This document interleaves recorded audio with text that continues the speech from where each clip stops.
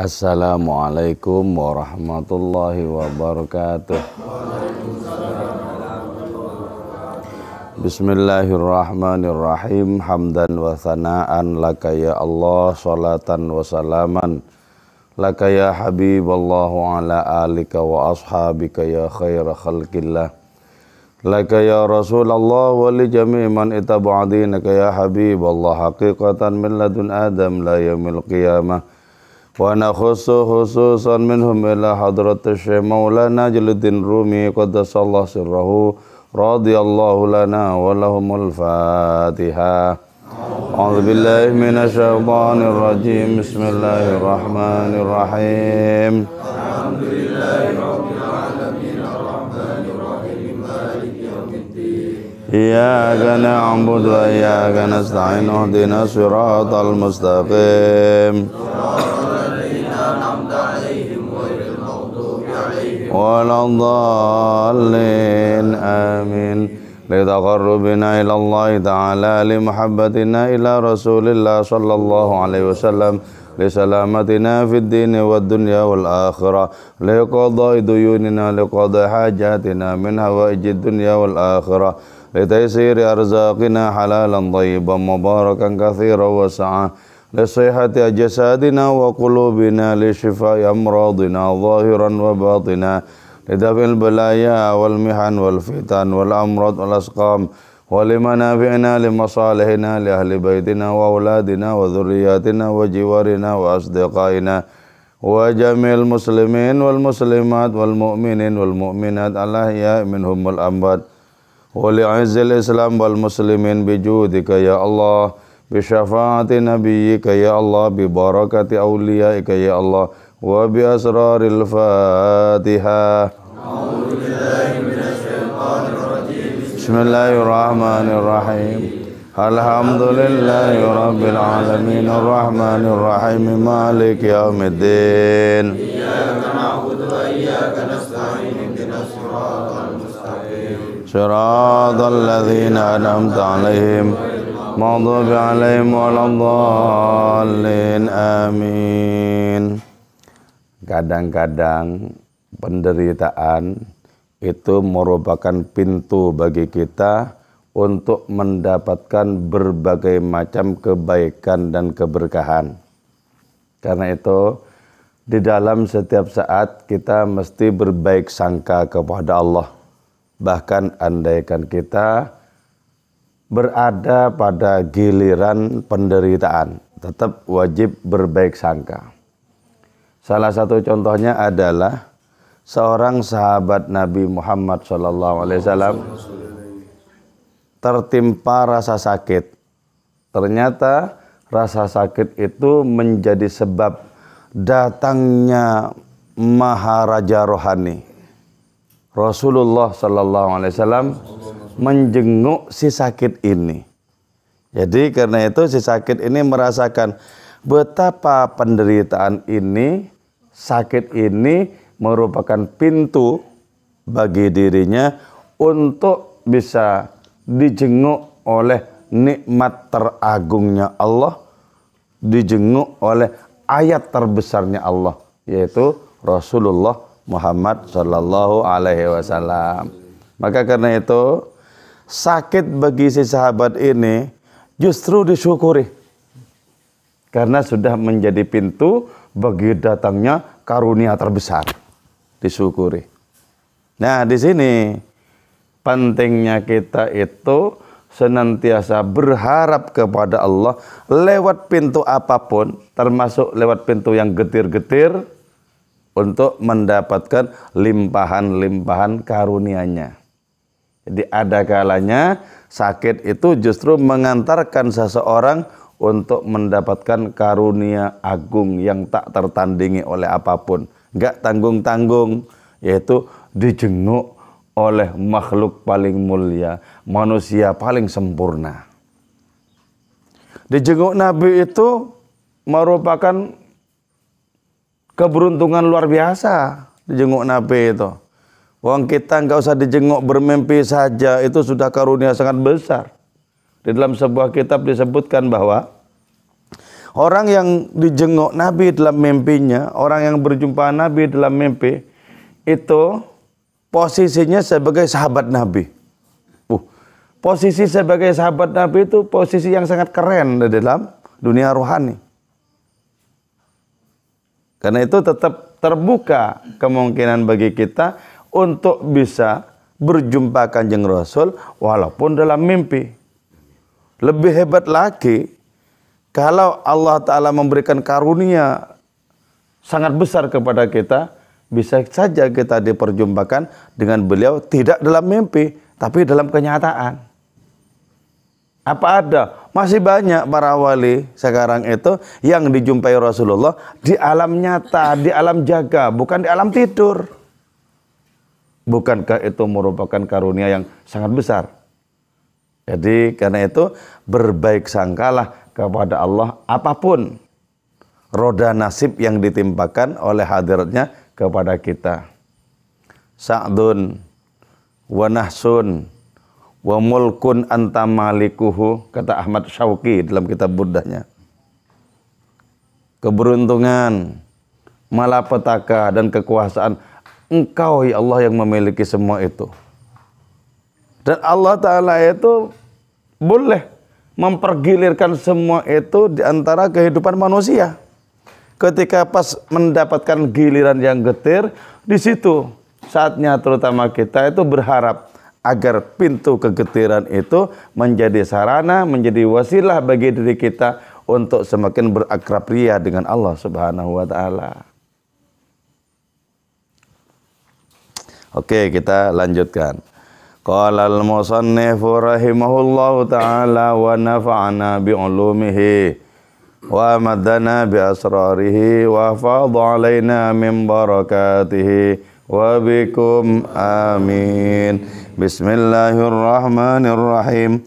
Laqad halla, sungguh telah menempati ta'ibun apa kepayahan al-kanza terhadap adanya gudang kekayaan alladzi fi yang dalam itu ladzi anwa'ur rahmati, adapun berbagai macam rahmat. Jadi ya, adanya nasib payah, adanya nasib getir, adanya nasib pahit. Di mana tempatnya itu? Di gudang kekayaan Allah Ta'ala yang menyimpan aneka ragam rahmatnya. Jadi tidak percuma Allah Ta'ala itu memberikan nasib getir kepada siapapun, tidak. Asalkan siapapun itu bisa berkompromi dengan nasib getir dan ikhlas, ridho terhadap takdir Allah Ta'ala itu justru merupakan keberuntungan, karena di situ ada banyak sekali aneka ragam rahmatnya. Gitu ya. Hidup ini kan pasti ya, dapat dipastikan siapapun, seberapapun itu akan mendapatkan kegetiran-kegetiran. Kegetiran-kegetiran. Nah, belajar berkompromi dengan kegetiran berarti berkompromi dengan kemahabelas kasihan Allah Subhanahu wa Ta'ala. Tapi bukan kegetiran-kegetiran yang diproduksi sendiri dengan sembrono itu, bukan. Kalau itu merupakan akibat ya. Jadi ada kegetiran merupakan akibat dari kesembronoan seseorang. Nah, itu akibat itu. Nah, ini tidak berasal-usul dari sikap sembrono. Tapi Allah Ta'ala memang menggilirkan adanya kegetiran itu pada kita, kepada seseorang itu. Jadi itu pintu untuk semakin berakrab ria dengan Allah Subhanahu wa Ta'ala. Wa tajaddada, dan menjadi terbaharui al-lubbu apa? Hati terdalam. Indama tasyaqqaqa, manakala tercabik al-jildu apa? Kulit. Jadi ya, ketika fisik itu mengalami sakit, mengalami derita, hati terbarui. Contohnya apa? Sebelum menderita sakit, belum pernah berkeluh kesah kepada Allah. Belum pernah. Ketika di tempat sakit, di tengah kesunyian malam, kemudian merunduk, ya Allah katanya. Ketika menyebut ya Allah, sesungguhnya dia ingin mengatakan, wahai sang penyembuh sakit, wahai sang penyembuh sakit. Jadi datangnya keluh kesah itu lahir dari adanya rasa sakit. Dan dengan demikian orang bisa menjadi lebih akrab dengan Tuhannya yang sebelumnya tidak pernah disapa. Ya Allah, ya Allah. Jadi ketika orang itu menderita, orang itu kemudian merasa penting untuk mengakui bahwa dia memiliki Tuhan. Dia kemudian belajar berkeluh kesah dengan penuh ketulusan, dengan penuh kebersandaran. Betapa sangat nyata Allah Ta'ala itu membentangkan penderitaan, dan ujung dari penderitaan itu adalah kenikmatan. Makanya ada ayat yang mengatakan batinuhu fihir rahmah. Batinnya itu adalah rahmat Allah, kasih sayang Allah Ta'ala. Wa zahiruhu min kibalihil azab. Zahirnya siksa. Jadi ada kalanya bahkan sering Allah Ta'ala membungkus kasih sayangnya itu dengan adanya derita. Karena itu berkompromilah dengan berbagai penderitaan apapun. Nanti kita akan menjadi sahabat karib bagi Tuhan itu. Nabi Ibrahim justru menjadi semakin akrab dengan Allah, semakin intim secara spiritual dengan hadiratnya ketika beliau itu dilemparkan, bahkan diketepel ke tengah kobaran api yang membara itu. Justru menjadi semakin kukuh hubungannya dengan Allah Subhanahu wa Ta'ala. Kenapa? Tahu sesungguhnya di balik kejamnya Namrud itu ada nasib getir yang memang sudah disediakan oleh Allah Ta'ala. Tapi lewat nasib getir itulah kemudian justru ketauhidan Nabi Ibrahim menjadi semakin gagah dan kukuh. Ketika berada di tengah kobaran api, datang melintas malaikat Jibril. Alaka hajatun ya Ibrahim? Kau butuh bantuan enggak? Apa jawab Nabi Ibrahim? Amalaka fala. Kalau kepadamu enggak butuh. Hebat ya, ditolak ini. Kalau kepadamu enggak butuh. Wa amma ilallah fabala. Kalau kepada Allah, iya pasti butuh aku. Kalau cuman kamu enggak. Dari saking apa? Kukuhnya tauhid bersandar kepada yang tunggal, kepada yang esa, satu-satunya yang memiliki manfaat dan mudarat bagi kehidupan. Jadi ditolak loh, ditolak. Jadi posisinya itu menolak. Berarti dengan demikian orang semakin dekat kepada Allah semakin mengurangi perantara. Orang makin jauh dari Allah makin banyak perantaranya. Ini itu, makin banyak perantaranya. Makin dekat, makin mengurangi perantara. Itulah sebabnya ya, kalau Nabi itu kan nggak usah bertawassul. Oh ya sudah Nabi, di atasnya langsung Allah kan gitu. Pakai bertawassul apa? Ya enggak diperlukan. Jadi semakin mengurangi perantara, makin akrab dengan Allah Subhanahu wa Ta'ala.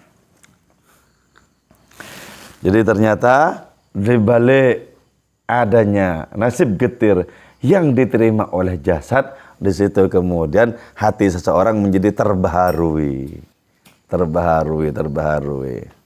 Maka itulah sebabnya ya, tidak ada satupun nabi yang tidak dididik oleh Allah Ta'ala lewat penderitaan. Tidak ada itu. Semua nabi pernah dididik dengan penderitaan. Jadi seolah-olah para nabi itu lulusan madrasah penderitaan. Tapi kan betul-betul cemerlang kemudian dikirim ke tengah-tengah umat dengan tangguh. Dikirim ke tengah-tengah umat itu. Karena sudah dididik terlebih dahulu. Kan gitu ya.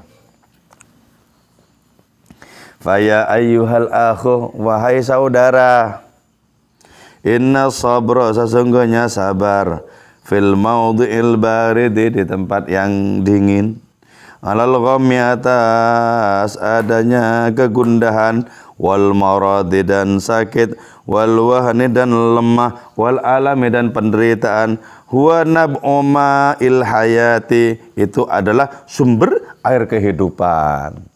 Jadi ya, bersabar menghadapi segala hal yang getir, yang pahit, itu tak lain adalah sumber air kehidupan. Satu tetes dari sumber air kehidupan itu menjelma samudra tersendiri. Jadi air kehidupan dimaksud di sini adalah apa? Energi dari seluruh kekuatan rohani. Air kehidupan. Jadi berarti dengan demikian ya, Allah Ta'ala itu sengaja memperlihatkan rupa-rupa penderitaan, tapi di dalamnya terkandung adanya karunia luar biasa itu. Kalau orang tahu bahwa seperti itu Allah Ta'ala mentakdirkan, pasti setiap orang itu tidak akan pernah lari dari penderitaan. Makanya ya, di awal kitab Rubaiyatnya Maulana Rumi, beliau dengan tegas menyatakan, ayyuhal ghussah, wahai duka derita, in kanat indakil jur'ah, kalau engkau memiliki keberanian, duka cita ini ditantang, kalau engkau memiliki keberanian wahai duka cita, datanglah kemari. Wih, hebat, ditantang, ayo datang kemari yuk, ayo sini, mumpung aku nggak ada kerjaan. Ditantang. Ketika banyak orang lain itu kabur dari penderitaan, ini justru nantang penderitaan. Kenapa? Tahu sudah bahwa di mana ada derita, di situ ada kasih sayang Allah Ta'ala. Udah tahu. Di bait puisinya yang lain, Maulana Rumi mengatakan, ya Allah, Tuhanku, kejamlah kepadaku, karena kekejamanmu adalah kelembutan belaka. Hebat. Jadi kita harus belajar jadi orang-orang hebat seperti itu. Perkara rekoso beneran, kabur.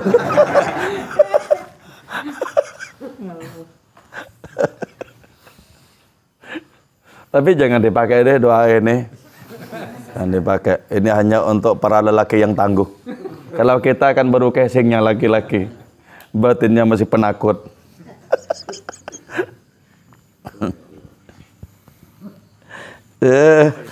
Cuman casingnya laki-laki. Betapa menderita orang-orang yang casingnya laki-laki, tapi batinnya masih penakut. Berarti belum menjadi orang-orang Tuhan.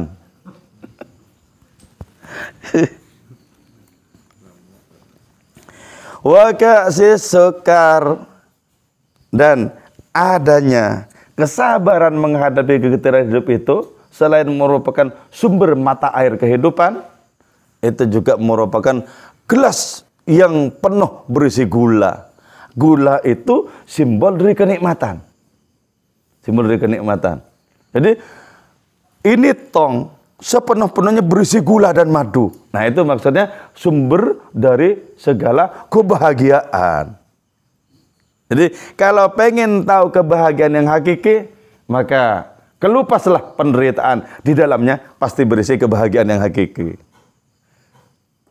Pasti itu. Sebab itu merupakan bagian dari paket-paket yang telah dikirimkan oleh Allah Ta'ala kepada para kekasihnya. Itu bagian dari paket-paket seperti itu. Wa kullu anwa'ir rif'ati, adapun setiap macamnya derajat yang tinggi itu, hadhihi ini fil madzallati, ialah berada di dalam kehinaan, wadhi'ati, dan adanya kerendahan. Jadi ya, setiap adanya kedudukan yang tinggi, yang bermartabat di hadapan Allah Ta'ala, berada di kehinaan ini. Di kehinaan ini. Jadi ternyata di posisi yang paling rendah, Allah menyediakan adanya tingkatan tertinggi. Itulah sebabnya ya, disebutkan bahwa Sayyidul Qaumi khadimuhum, tuan dari suatu kaum, yaitu pelayan kaum itu. Pelayan. Nabi itu dengan segenap hati melayani umatnya. Dari saking kuatnya belas kasih dalam diri beliau. Yang namanya pelayan justru berada di tingkatan paling rendah di dalam kebersamaan itu. Coba Nabi, kalau misalnya beliau itu didatangi oleh tamu-tamu orang miskin, misalnya ya, orang fakir miskin datang bertamu kepada beliau, tidak pernah sekalipun beliau angkat kaki duluan. Misalnya, mohon maaf saya masih ada undangan, nggak pernah. Sampai semua fakir miskin itu angkat kaki duluan karena hajat-hajat mereka sudah rampung, baru Nabi. Betapa beliau itu meletakkan diri serendah posisi sosial fakir miskin itu loh. Serendah itu. Tapi itu tidak menjadikan martabat beliau itu menjadi rendah, tidak. Justru martabat beliau itu menjadi paling tinggi, bahkan tak tertandingi oleh nabi-nabi yang lain. Sama sekali tidak. Nah ini filosofinya. Wa fusulur rabi', adapun musim-musim semi, ini musim yang paling ideal ya. Musim semi itu paling ideal. Karena di saat musim semi itu cuacanya yang segar, dingin, segar.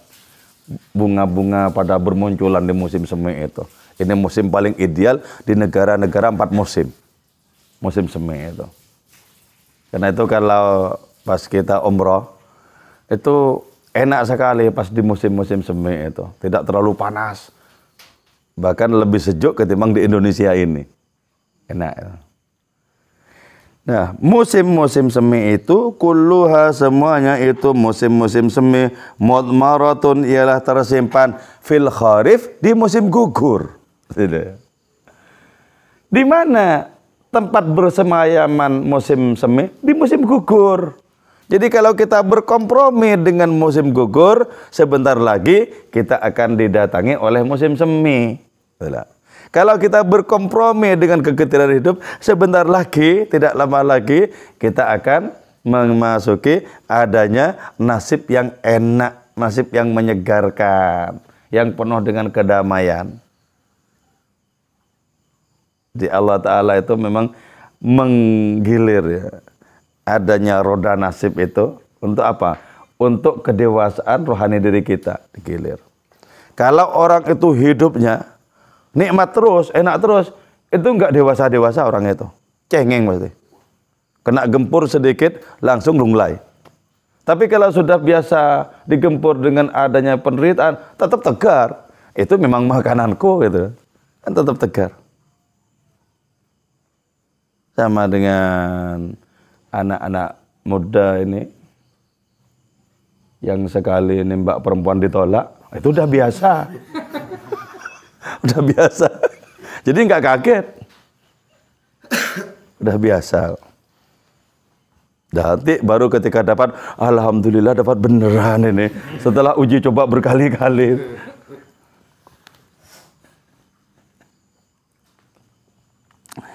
Wa dzalikal kharif, adapun musim gugur itu mudmarun ialah tersimpan fir rabi' di musim semi.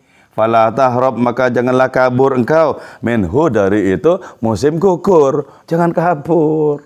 Dikasih derita jangan kabur, terima dengan lapang dada. Alhamdulillah ku terima ya Allah nasibmu yang getir dengan sesempit hatiku ini. Diterima. Nanti akan datang musim semi, akan datang masa-masa yang mengasyikkan. Ya, akan datang. Allah Ta'ala itu tidak pernah lalai terhadap hamba-hambanya. Siapa yang menerima dengan lapang dada takdir apapun yang diberikan, nanti akan menerima adanya kegembiraan musim semi, kegembiraan rahmatnya yang lebih besar. Karena itu wakun, dan jadilah engkau rafiqan, ialah seorang kawan lil ghummih, bagi adanya duka cita. Berkawan dengan duka cita. Asik tuh. Itu merupakan kekuatan luar biasa loh. Berkawan dengan duka cita itu. Kekuatan luar biasa. Coba ya, Nabi Isa satu saat pernah berada di padang pasir. Nabi Isa itu di samping tidak punya rumah, tidak punya istri lagi. Penderitaan yang sempurna. Secara lahiriah ya. Secara lahiriah. Berada di tengah padang pasir. Kemudian turun hujan, lari kemudian putra Siti Maryam itu lari memasuki sebuah gua. Ternyata gua itu merupakan sarang dari serigala.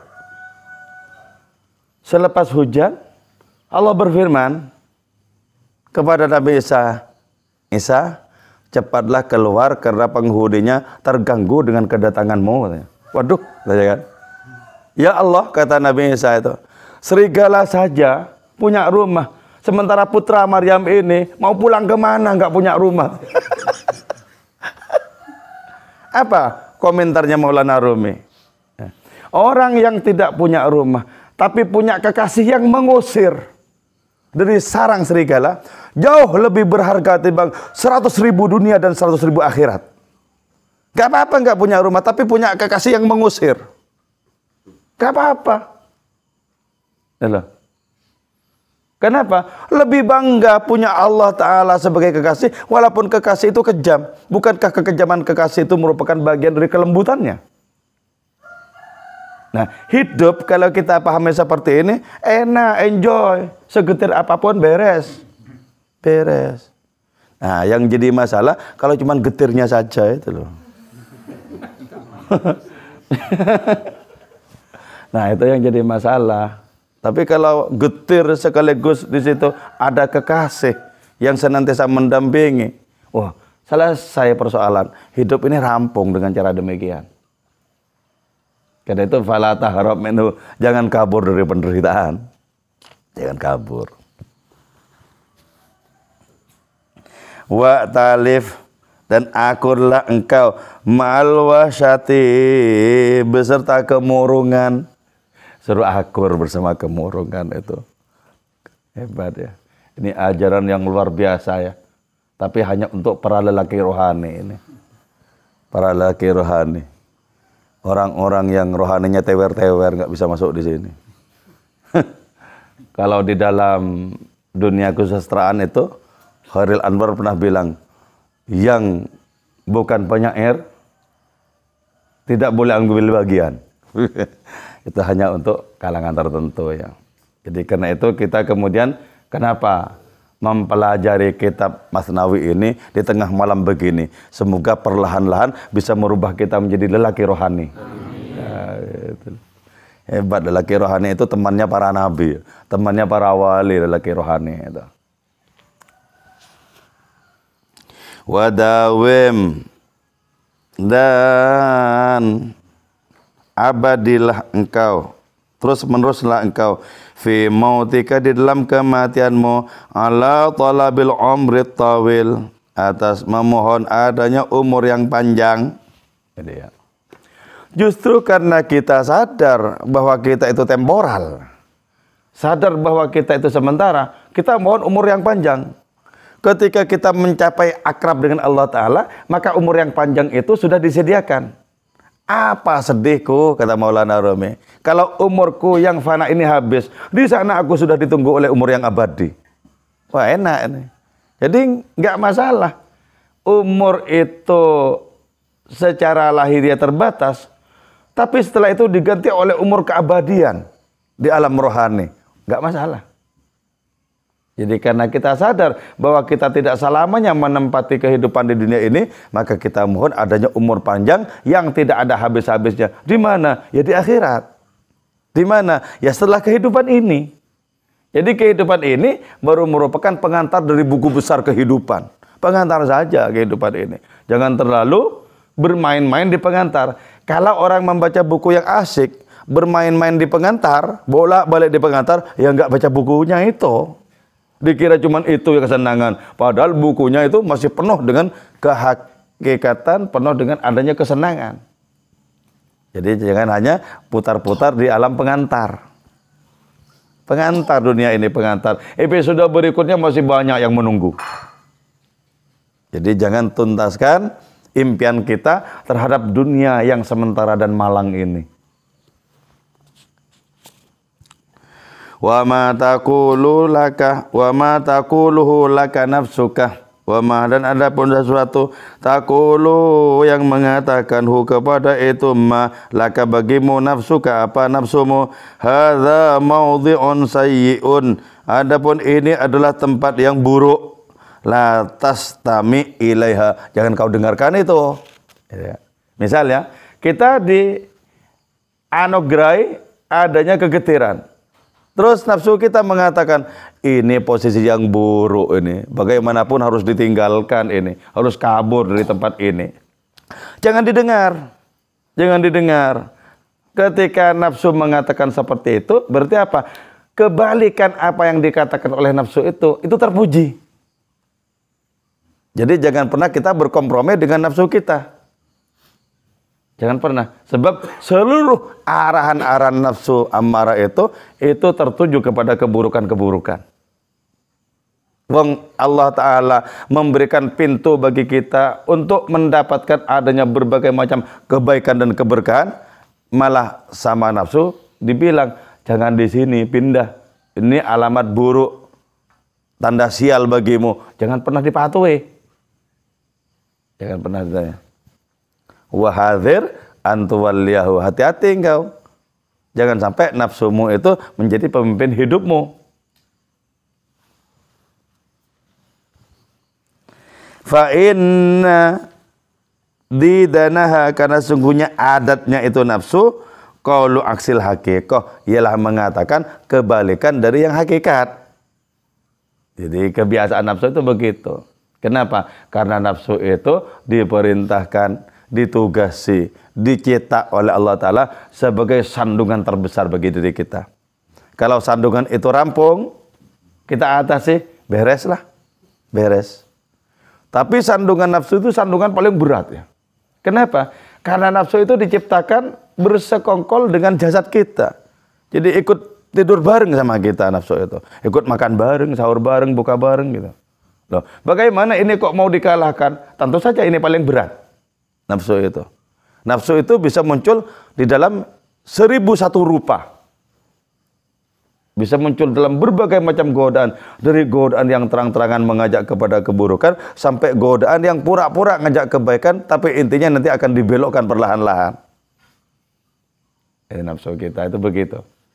Jadi, karena itu kemudian, apapun yang dikatakan oleh nafsu, kita wajib tidak percaya. Kita wajib melakukan perlawanan. Di situ kita akan diuji dengan adanya penghalang terbesar. Yang kalau rampung, maka kita sebagaimana sabda Nabi, berarti sudah sukses menempuh jihad terbesar. Al-jihadul akbar.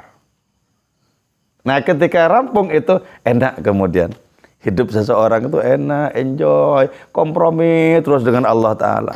Adakah kenikmatan yang lebih tinggi dibandingkan kompromi dengan Allah Ta'ala? Gak ada. Jadi harus komprominya itu dengan Allah. Kompromi. Allah Ta'ala datang kepada diri kita tidak dengan keadaan yang senantiasa cocok untuk selera nafsu kita. Tidak. Jadi ya, makanya ketika orang sudah mulai bersungguh-sungguh di jalan keilahian, itu ada cobaannya itu. Ada cobaannya. Nah, anggaplah cobaan-cobaan itu sebagai syarat bagi kenaikan pangkat diri kita. Gitu ya. Oke ya. Saya kira itu, moga-moga kajian ini barokah untuk diri kita. Kita mendapatkan barokahnya Maulana Jalaluddin Rumi. Kita mendapatkan syafaatnya Kanjeng Nabi Muhammad sallallahu alaihi wasallam. Moga-moga sisa umur kita ke depan senantiasa dibimbing oleh Allah Subhanahu wa taala menjadi lebih bermartabat, menjadi lebih baik. Moga-moga anak cucu kita menjadi orang-orang yang bertakwa kepada Allah dan mengikuti tauladan Kanjeng Rasul Muhammad sallallahu alaihi wasallam. Moga-moga kita dijauhkan dari berbagai macam bencana dan malapetaka, dijauhkan dari penyakit-penyakit yang sulit obatnya. Moga-moga umur kita lahir dan batin dipanjangkan oleh Allah Subhanahu wa taala di dalam kecintaan terhadap hadiratnya. Yang terakhir, moga-moga negeri kita ini senantiasa dalam perlindungan Allah Subhanahu wa taala dari berbagai macam perpecahan dan malapetaka. Amin ya mujibas sailin wal afa minkum. Wassalamualaikum warahmatullahi wabarakatuh. Maulaya salli wa sallim daiman abad.